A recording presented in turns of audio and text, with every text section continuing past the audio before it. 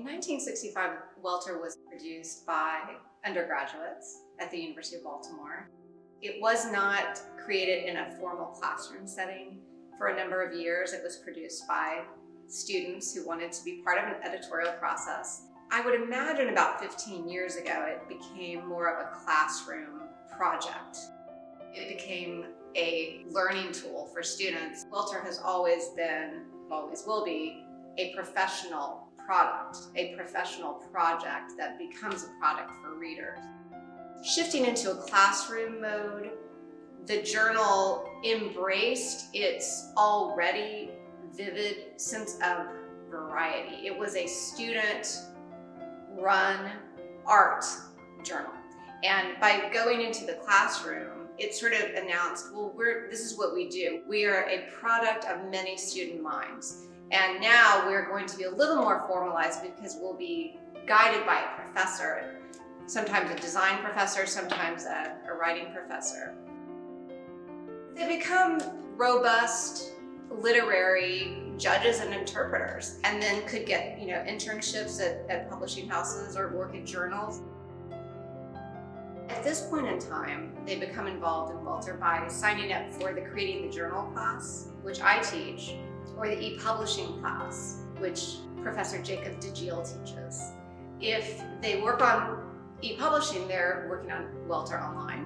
And if they work on Creating the Journal, they're working on the print version of Welter. Welter Online takes submissions in the fall, but in the spring, what we are centrally working on and publishing is Welter, the print edition of the magazine. And the online, it's a wonderful calling card, I think, for the print version in the spring. We are using Welter Online in branding because we are looking for that clarity. It's all Welter, but we have two distinct publishing phases. Print version, and then there's an online version of Welter. And so for the print version, if you're submitting art for that, you should think about how the images are going to look in print. If there's something that's very dark, it's going to be tough to publish in print sometimes, and that should be given some thought to.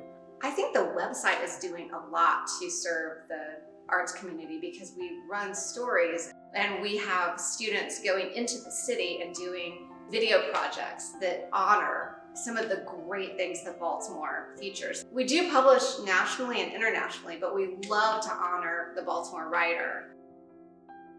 In this class, in Welter and e-publishing, learn to appreciate art and to define our taste. With literature and art, you may not really be sure what you're open to. And I think that it's like every week of the class is kind of like walking into a museum or a library and saying, hey, this is what speaks to me. And I can define it, and I need to learn to define it for myself because I'm gonna have to tell my group why I'm voting for this. When you're submitting, maybe try submitting different styles, maybe. That's kind of a suggestion that's personally my own taste, but I feel like some of the submissions we got were all the exact same style, and either we really loved them or we didn't. Maybe if you have different types of artwork or different themes, having some variation might be good in terms of your submissions. I think that we stand out because we are valuing the visual, the art that we publish, as much as the writing, but we're also very much honoring the creation of the book. We want it all to be terrific. We want the stories, the poems, the creative nonfiction, and the visual art to really be memorable and to deliver a meaningful experience for a variety of readers. Some literary journals rely on interns. We rely on these brilliant people who come into the classroom and are told by me and Professor Jacob DeGiel in e-publishing, you now work in an editorial office. I think that gives it the reliability of a crew we can count on every semester. You can always submit at another point in time.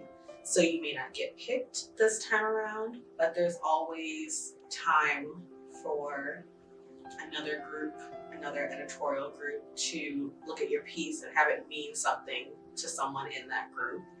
And that may be the time that you get picked and published. I wouldn't let a rejection discourage you, the first time around, or the second time around, or the third time around. it could be the fourth time you submitted that finally gets picked, and it will be worth it. I think what hasn't changed at all is that Welter is open to the change that comes with each new group of students, each new class, each changing professor.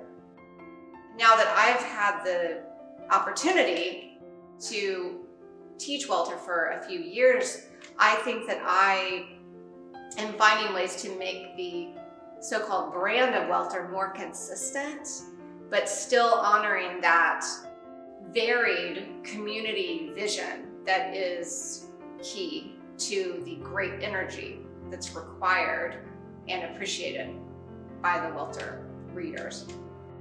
We've got the wonderful engine of the University of Baltimore, the MFA program, the design programs. We are a rare institution because we embrace great writing and we embrace design, professional design. We honor Baltimore by having a very good magazine that's coming from the University of Baltimore.